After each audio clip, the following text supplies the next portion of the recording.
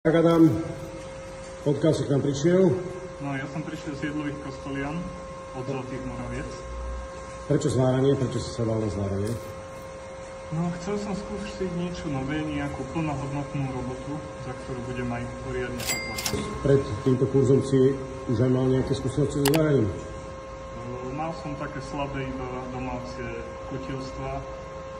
A čo si robil pred týmto? Pracoval som ako operátor výroby vo fabrike za pásom. A ako hodnotíš tento kurz? Naučil si sa niečo nové? Naučil som sa veľa nových vecí, hlavne ohľadom zvárania. A Maťo s Filipom ma dobre naučili, takže dúfam, že uspejem vo svete. OK, tak prejme všetko dobré, nech sa darí.